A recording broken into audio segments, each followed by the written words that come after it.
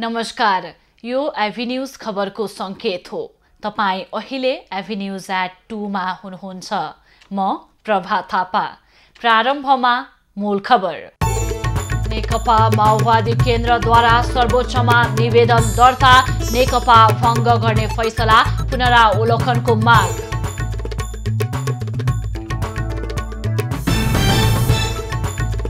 एमाले नेता भुसालले बुझाए प्रति प्रश्न सहितको 11 पृष्ठ लामो स्पष्टीकरण पत्र। घोर व्यक्तिवादको नशाबाट बिउजन अध्यक्ष ओलीलाई आग्रह। वायु प्रदूषणले जनस्वास्थ्यमा गम्भीर असर, आजदेखि देशभरका विद्यालय 4 दिन बन्द। आफ्नो बालबालिकालाई घरभित्रै राख्न हामी आर्थिक अनुरोध गर्छौं। उत्तर कोरियाप्रति अमेरिकी नीति फरक हुने संकेत, किमसँग भेट्न बाइडेन इच्छुक नरहेको व्हाइट हाउसको भनाई।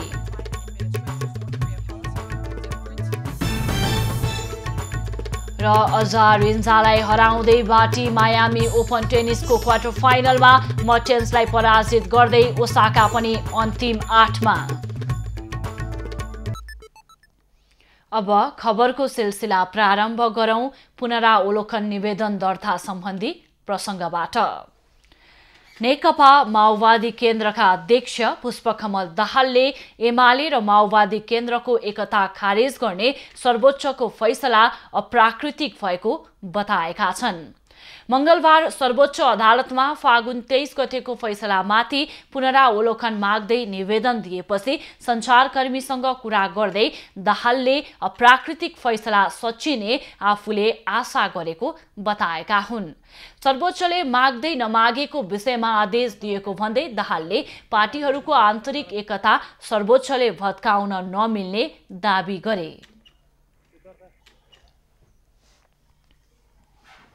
यसअघि पुनरावलोकन दिन मंगलबार बिहान 11 बजे दाहाल सहितका माओवादी केन्द्रका नेताहरू वर्षमान पुन, हरिबोल गजुरेल, गिरिराज मणि पोखरेल, जनार्दन शर्मा सर्वोच्च अदालत पुगेका थिए। नेकपा नाम कसको हुने मुद्दामा फैसला गर्दै फागुन 23 गते सर्वोच्चका न्यायाधीशद्वय कुमार रेग्मी र बम कुमार श्रेष्ठले नेकपा एमाले र माओवादी केन्द्र बिउताई दिएका थिए।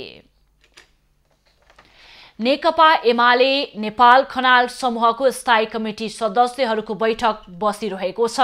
अध्यक्ष केपी ओलीले वरिष्ठ नेता माधव कुमार नेपाल र नेता भीम रावललाई 6 महिनाका लागि पार्टी सदस्यबाट निलम्बन गरेपछि सो समूहको स्थायी कमिटी सदस्यहरूको बैठक बसेको हो। बैठकमा ओली विरुद्ध रणनीति बनाउने योजना छ। नेपाल पक्षले तत्कालै पार्टी विभाजन भन्दा पनि तल्लो तहसम्म समानान्तर समिति बनाउने तयारी गरेको छ। नेपाल पक्षले ओलीको षड्यन्त्रलाई विफल पार्न देशभरका कार्यकर्तालाई आह्वान गरेको छ। वरिष्ठ नेता नेपालले क्रान्तिकारी कम्युनिस्ट पार्टी निर्माणका लागि आह्वान समेत गरिसकेका छन्। नेपालले सोमबार पुष्पकमल दाहालका साथै सीपी गजुरेल र मोहन वैद्यसँग पनि छलफल गरेका थिए। यसैबीच नेकपा एमालेका नेता घनश्याम भुसालले प्रधानमन्त्री केपी ओलीले सोधेको स्पष्टीकरणको जवाफ दिएका छन्।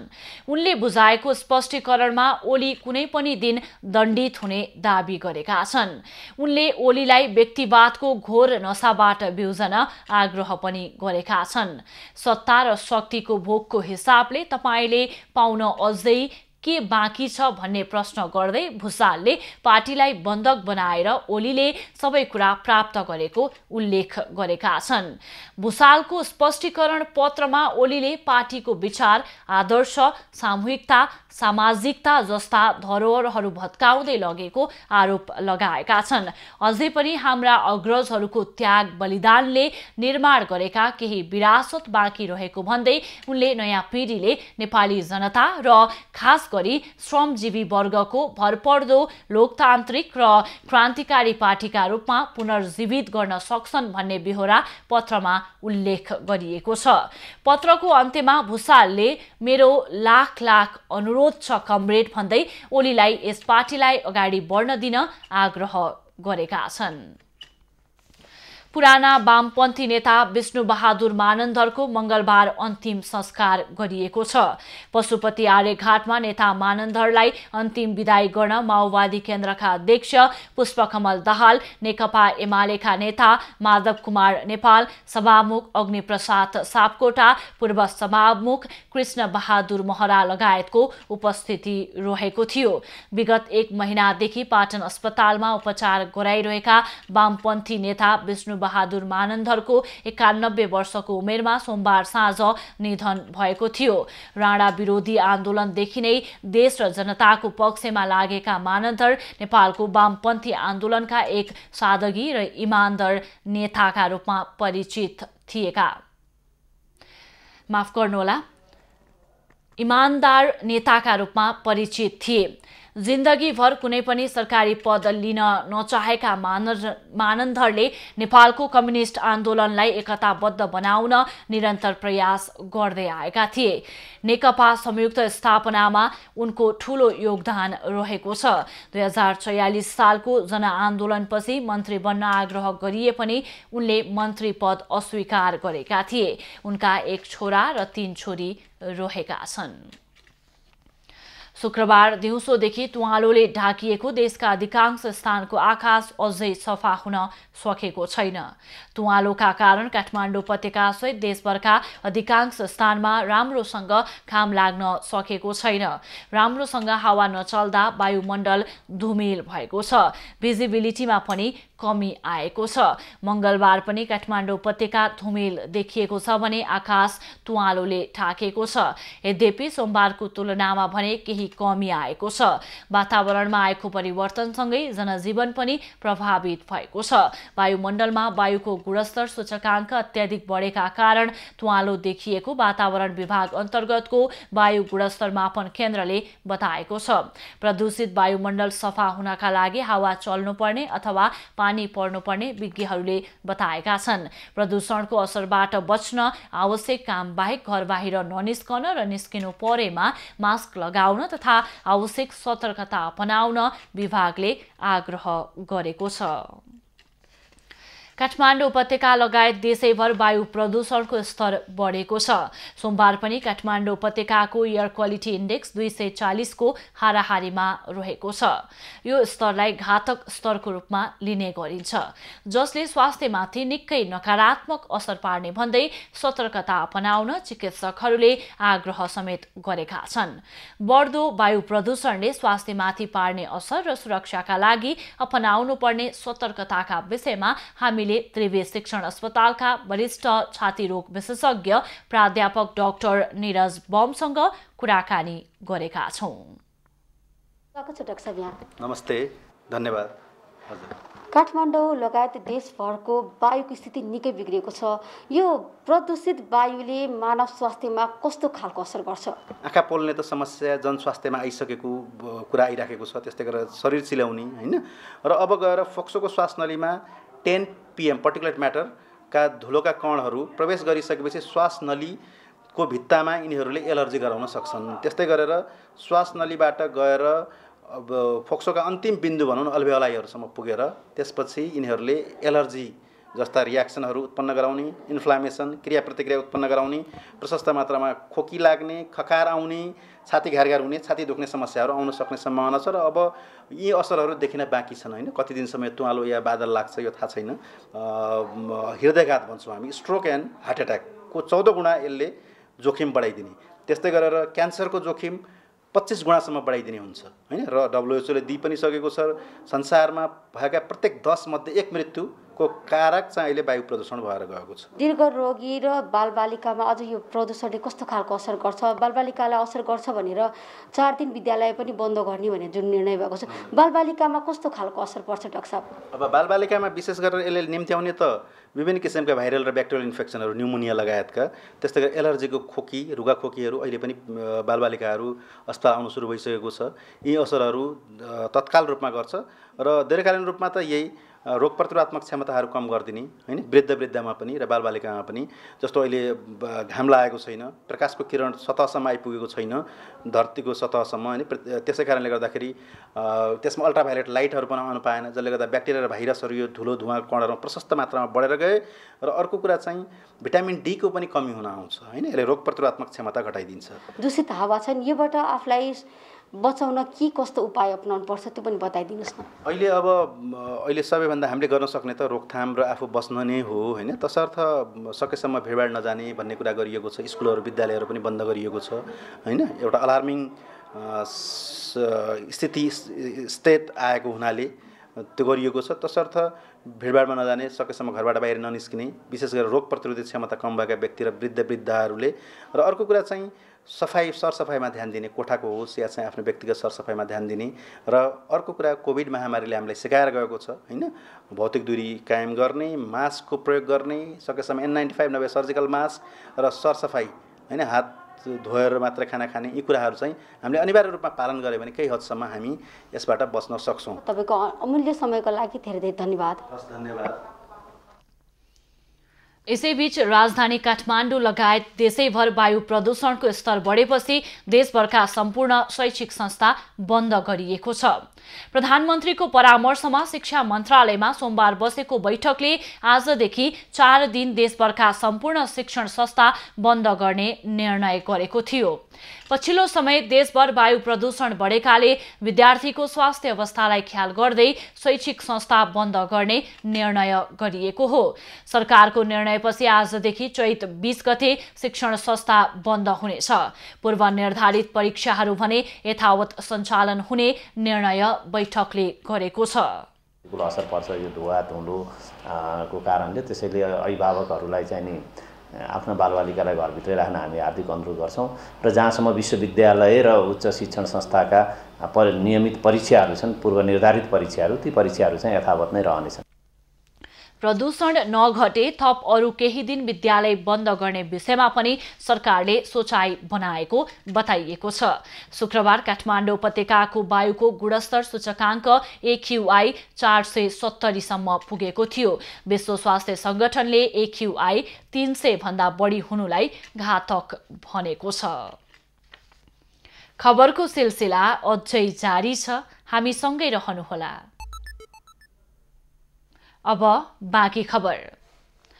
सरकारले बाल मैत्री कक्षा सञ्चालनका लागि वर्षेनी करोडौं बजेट विनियोजन गर्छ र त्यो सरकारी अर्थात् सामुदायिक विद्यालयमा खर्च हुने गर्दछ।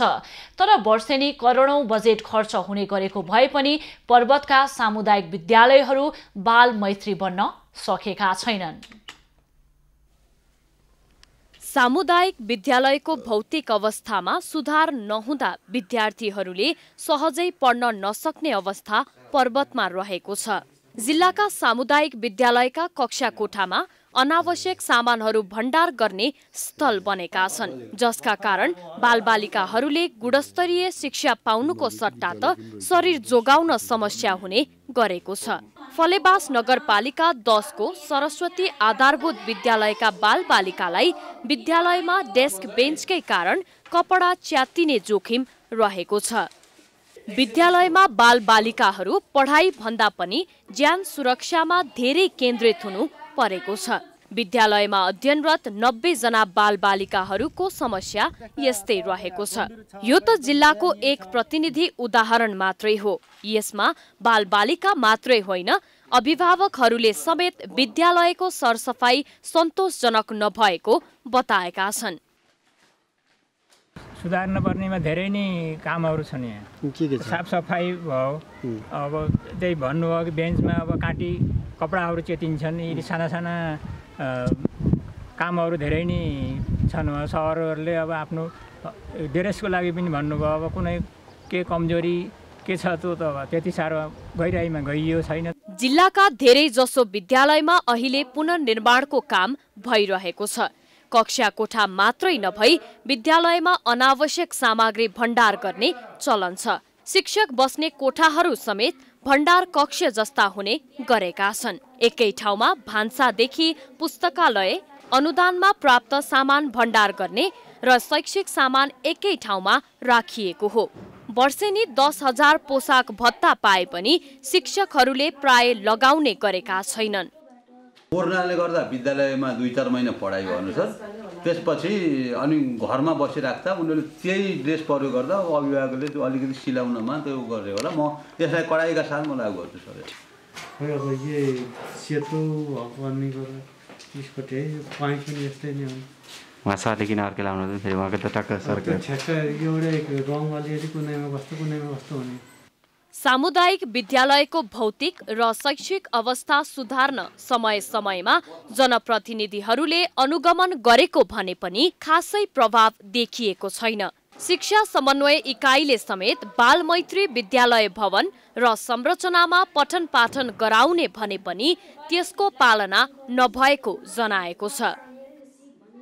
विद्यालयका शिक्षकको गैर जिम्मेवारीपन, जनप्रतिनिधिको व्यवस्था तथा अभिभावकहरूको चासो कमीका कारण जिल्लाका 288 सामुदायिक विद्यालयको शैक्षिक र भौतिक प्रगति शून्य जस्तै छ। सिन्धुपाल्चोकको 12 विषे नगरपालिका 8 मानेश्वरामा रहेको गोलमा भीमसेनको जीर्णोद्धार हुन थालेको छ। विक्रम सम्मत 1911 सालसम्मको दस्तावेज भएको पुरातात्विक इतिहास बोकेको यो मन्दिर पुरातत्व विभाग र पर्यटन मन्त्रालयको सहयोगमा जीर्णोद्धार हुन थालेको हो। विक्रम सम्वत 1815 मा नै काब्रो भन्ने रुखको फेदमा गोलमा भीमसेन, बासुकी नाग र सेती देवीको पूजा गर्न थालिएको किम्बदन्ती रहेको स्थानीयको भनाइ छ।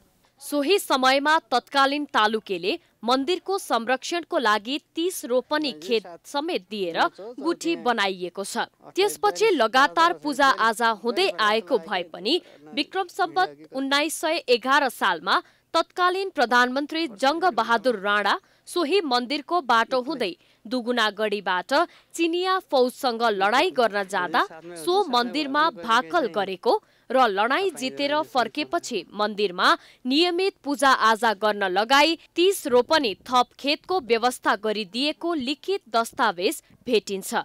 सोही दस्तावेजको आधारमा सो मन्दिर 69 लाख रुपैयाँको लागतमा पुरातत्व विभागले जीर्णोद्धार गरेको हो। 11 सालमा जङ्गबहादुर राणा लिस्टीको दुगुनागढीको लडाइँमा जाँदाखेरि यहाँहरू बस्नु भएपछि गोल्मा भीमसेनलाई सेवा गर्दा राम्रो हुन्छ भनेपछि बासै भएपछि राति सपना देख्नुभएको छ राम्रो छ। अनि भोलिपल्ट उहाँले चाहिँ म दुगुनागढीको लडाइँ जितेर आएपछि तपाईँलाई बलि पूजा गर्छु भनेर यताबाट जानुभएको छ। मन्दिर जीर्णोद्धार सहित करिब 3 रोपनी क्षेत्रफलमा फैलिएको सो स्थानलाई बहुउपयोगी रूपमा पूर्वाधार विकास गर्ने योजना समेत समितिको छ। सो स्थानमा भवन निर्माण गरी अपाङ्ग मैत्री तालिम केन्द्र, बाल बाटिका, वृद्ध वृद्धा आराम स्थल र प्राकृतिक विपत्तिमा परेकाहरूलाई अस्थायी आवासको रूपमा समेत विकास गर्ने लक्ष्य छ। त्यसको लागि पर्यटन मन्त्रालयबाट चालु आर्थिक वर्षमा 4 लाख रुपैयाँ विनियोजन गरी टेवा पर्खाल लगाउने काम समेत भइरहेको छ। मन्दिर जीर्णोद्धार सुरु भएकोमा स्थानीयले खुसी जनाएका छन्। मन्दिरको प्राङ्गणमा चाहिँ अब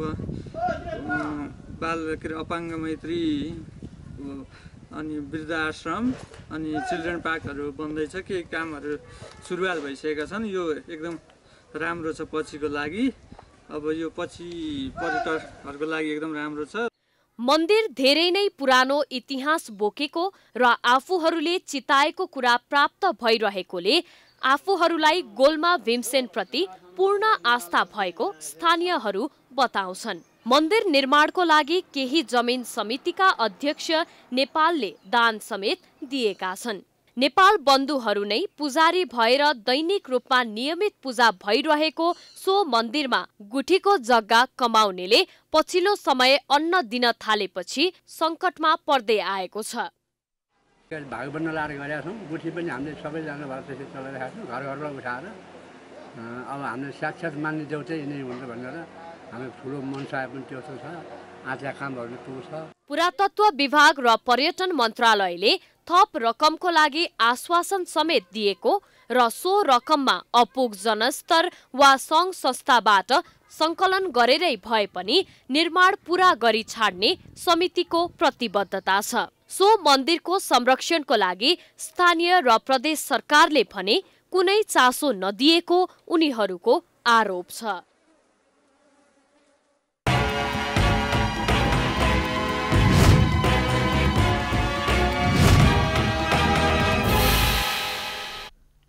कास्कीको पोखरा महानगरपालिका 16 स्थित गारतारो कसेरीका बासिन्दाले मुआब्जा माग गर्दै आन्दोलन थालेका छन्। साविक लामाचौर गाविस वडा नम्बर 9 स्थित गारतारोमा 2047 सालमा निर्माण गरिएको नहरको अहिलेसम्म मुआब्जा नपाएको भन्दै स्थानीय आन्दोलित भएका हुन्। कसेरी संघर्ष समितिले उचित क्षतिपूर्ति तथा रोक्का भएको जग्गा फुकुवा माग गर्दै आन्दोलनका कार्यक्रम समेत सार्वजनिक गरेका हुन्।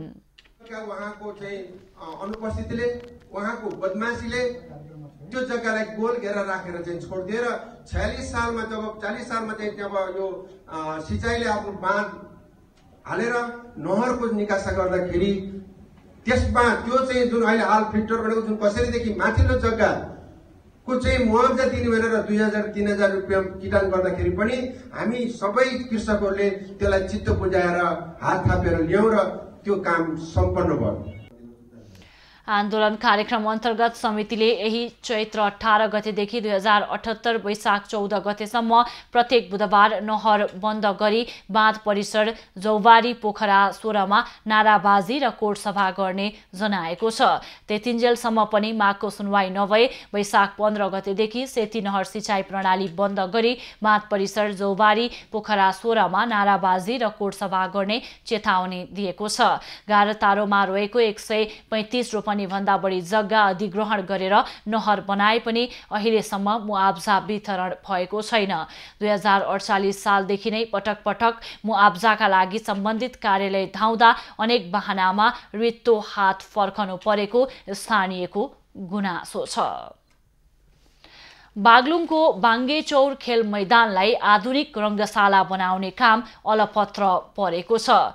रङ्गशालाका निर्माणका लागि 2 वर्ष अघि नै डिपिआर तयार भए पनि निर्माण कार्यले गति लिन सकेको छैन।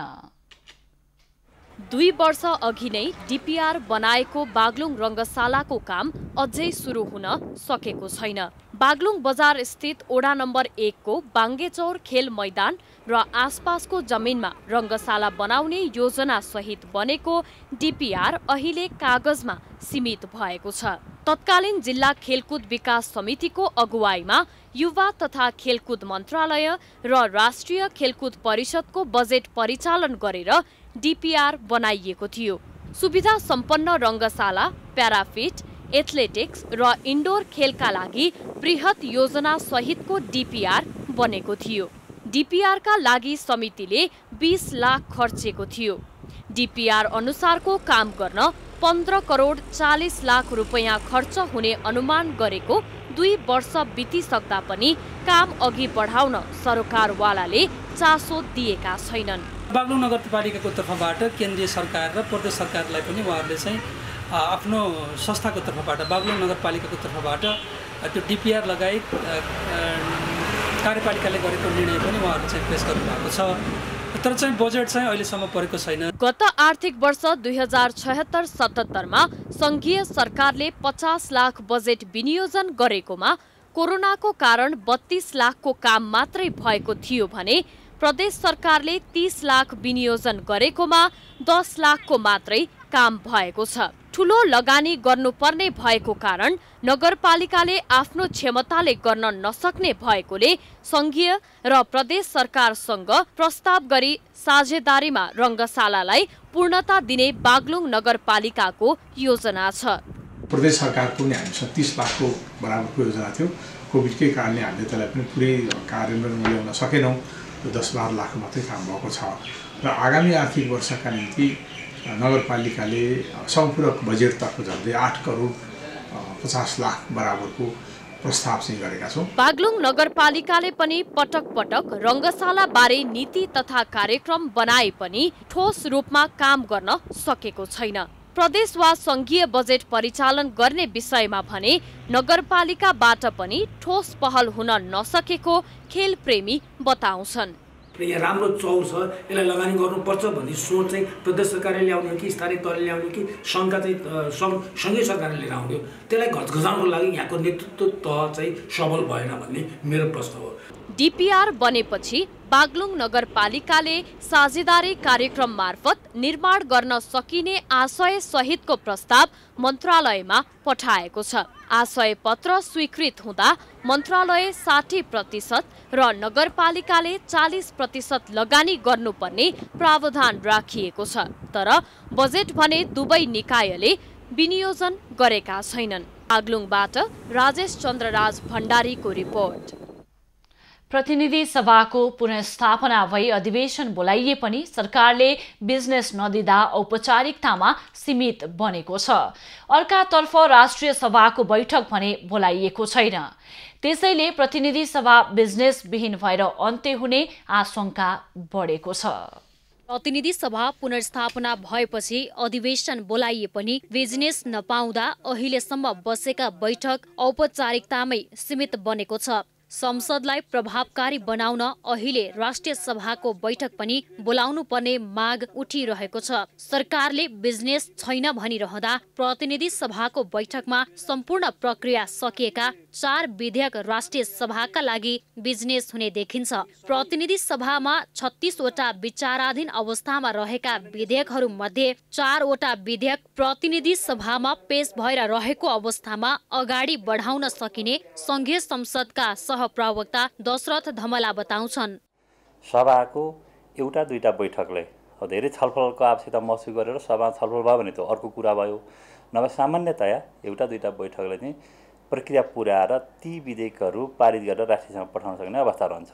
यदि त्यसरी राष्ट्रिय सभामा पठाउने हो भने राष्ट्रिय सभामा 4 विधेयकहरू सन्देश प्राप्त हुन सक्ने अवस्था देखिन्छ। यता प्रतिनिधि सभाको पहिलो बैठकमा पेश गर्नुपर्ने अध्यादेशहरू अहिलेसम्म 1 वटा बाहेक पेश भएका छैनन्। संवैधानिक परिषद सम्बन्धी ऐन 2066 लाई संशोधन गर्न जारी गरिएको अध्यादेश मात्र सभामा पेश भएको छ। कांग्रेस लगायतका दलले विरोध गरेको अध्यादेश संसद बैठकमा टेबल भइसकेको र बाँकी अध्यादेशमा विरोध नै नरहेको अवस्थामा पनि अध्यादेश प्रतिनिधि सभा बैठकमा पेश भएका छैनन्। संसदको पहिलो बैठकमा पेश गर्नुपर्ने विधेयक अहिलेसम्म पेश नहुनु र अर्को अधिवेशन बोलाउन चालु प्रतिनिधि सभाको अधिवेशन अन्त्य भए अध्यादेश निष्क्रिय हुने देखिन्छ। पेश नभएका अध्यादेश कस्तो अवस्थामा रहन्छ भन्ने बारे नियमावलीमा स्पष्ट व्यवस्था नभएको धमलाको भनाइ छ। अब पेश नभएका केही अध्यादेशहरू छन्, ती अध्यादेशहरू चाहिँ अब न्यायालयमा प्रष्ट पहिलो बैठकमा पेश गर्ने भन्ने व्यवस्था छ। पेश नभएमा के हुने अथवा त्यो कानुनी बाटो के हो भन्ने कुराहरू क्लियरली लेखेको छैन। यो विषय चाहिँ अब राजनीति विषय साथसाथै कानुनी विषय बनेको छ। सत्तारूढ दलभित्रको अन्तर्कलह र विपक्षी दलको निष्क्रियतालाई संघीय संसदको दुवै सदन निष्काम बनेका छन्। प्रतिनिधि सभाले बिजनेस नपाएर अन्त्य हुने अवस्थामा पुगेको छ भने सरकारले विभिन्न प्रयोजनका लागि जारी गरेको अध्यादेश पनि संसद बैठकमा पेश नभई निष्क्रिय बन्ने देखिन्छ। दैलेखको 9 मूले गाउँपालिका हाइड्रो पावरको हब बन्दै गएको छ। एउटै गाउँपालिकामा रहेका 4 वटा हाइड्रो मध्ये 2 वटाले उत्पादन सुरु गरिसकेका छन् भने बाँकी निर्माण भइरहेका छन्। हाइड्रोका कारण 9 मूले गाउँपालिकामा सडकको स्तर उन्नति भएको छ भने विद्यालय र स्वास्थ्य चौकीलाई पनि सहयोग पुगिरहेको छ। 9 मूलेमा हाल 2 वटा हाइड्रो पावर निर्माण सम्पन्न भएर राष्ट्रिय प्रसारण लाइनमा जोडिसकेका छन्। द्वारीखोला हाइड्रो पावरले 3.75 मेगावाट र पदमखोला हाइड्रो पावरले 4.50 मेगावाट बिजुली उत्पादन गरिरहेका छन्। द्वारीखोला हाइड्रो पावर हाउस 9 मूले गाउँपालिकाको वडा नम्बर 3 मा रहेको छ भने पदमखोला हाइड्रो पावर 4 नम्बरमा रहेको छ। यसै गरी अप्पर लोहोरे 4 मेगावाट र तल्लो लोहोरे 4.3 मेगावाट उत्पादनको लागि निर्माण भइरहेका छन्। 9 मूलेमा 4 वटा हाइड्रो पावर हाउसहरू निर्माण हुँदा यस क्षेत्रको भौतिक विकासमा समेत टेवा पुगेको छ। यो सँगै हाइड्रो पावरकै कारण 9 मूले गाउँपालिकामा सडकको स्तर उन्नति हुनुको साथै विद्यालय र स्वास्थ्य चौकीमा समेत सहयोग पुगेको छ। हाइड्रो पावर भनेको 2वटा भइसकेको छ। बत्ती यो राष्ट्रिय लाइनमा जोडिसकेको छ र यो द्वारीखोला हाइड्रो पावर 3.7 मेगावाट हो र पादम खोला हाइड्रो पावर 4.5 मेगावाट हो र अरू अन्य पनि यहाँ अप्पर लोरे हाइड्रो पावर पनि बन्दैछ, अहिले निर्माणाधीन अवस्थामा छ। द्वारी खोला र पदम खोला हाइड्रो पावर सञ्चालनमा रहेको नौमुले गाउँपालिकाका प्रमुख प्रशासकीय अधिकृत गणेश प्रसाद कोइराला बताउँछन्। उनले गाउँपालिकाको 8 वडा मध्ये 2 वडालाई राष्ट्रिय प्रसारण लाइनसँग जोड्ने र बाँकी 6 वडालाई नौमुलेमै उत्पादन भएका हाइड्रो पावरको लाइनमा आबद्ध गरिएको बताए। यो अहिले तीव्र गतिमा लगभग मोर देन 50% भइसकेको छ। हाम्रो यहाँ 8वटा वडामध्ये 6वटा वडा किन बाँकी 2टा वडालाई अरू छुट्टै नेसनल लाइनबाट कनेक्ट भइहाल्छ भनेर गरिरहेका छौँ।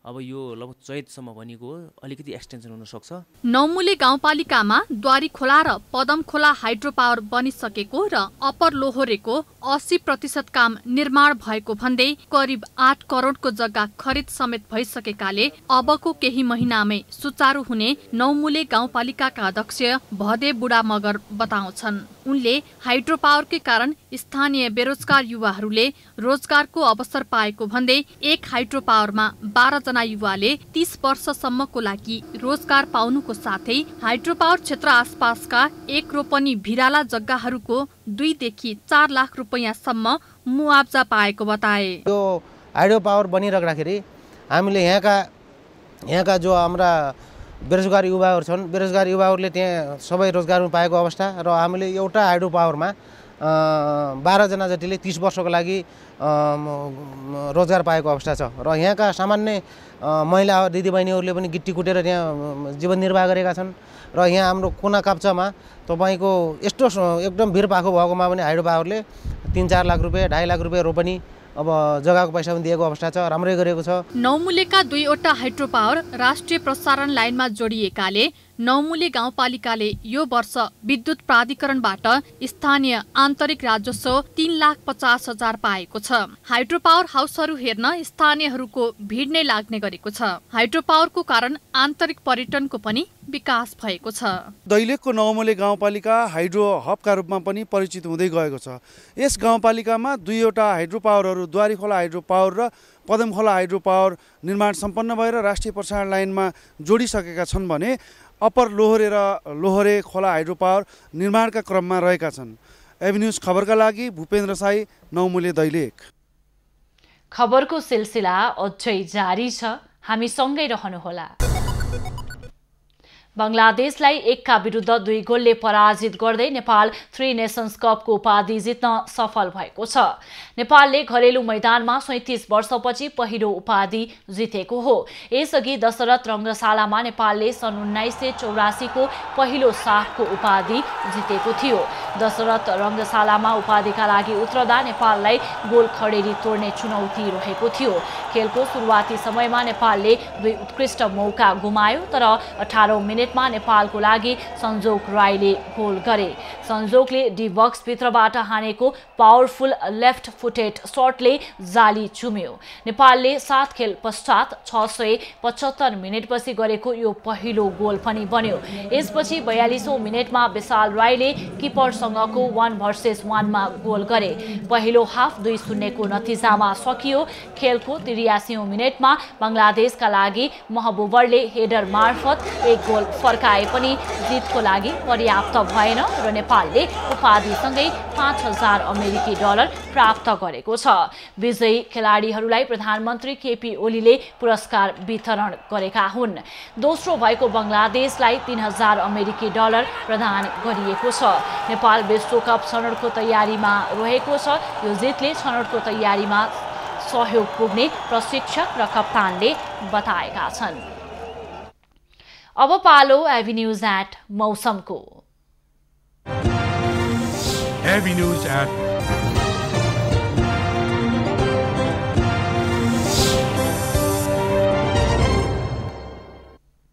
हाल देशको पहाडी भूभागमा आंशिकदेखि सामान्य बदली रही बाँकी भूभागको मौसम सामान्यतया सफा रहेको छ। अपराह्न पहाडी भूभागका 1-2 स्थानमा मेघगर्जन र चट्याङसहित हल्का वर्षाको सम्भावना रहेको जल तथा मौसम पूर्वानुमान महाशाखाले जनाएको छ।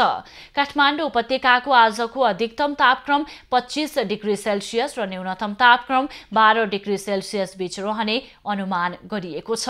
आज सूर्योदय बिहान 5:55 भयो भने सूर्यास्त साँझ 6:20 हुनेछ। आज देशभरको मौसम कस्तो रहला त? हेरौं देशका विभिन्न स्थानको अनुमानित मौसमी अवस्था। एबी न्यूज एट मौसमको साथमा।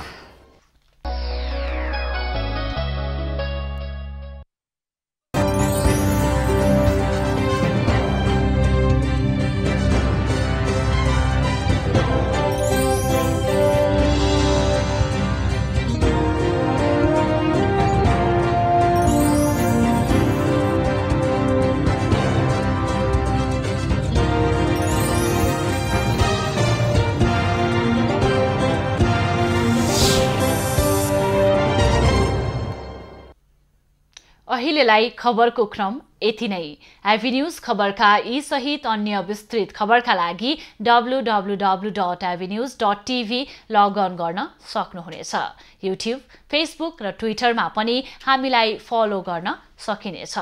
खबरभित्रको खबरका लागि हेर्दै रहनुहोला एबी न्यूज खबर। नमस्कार।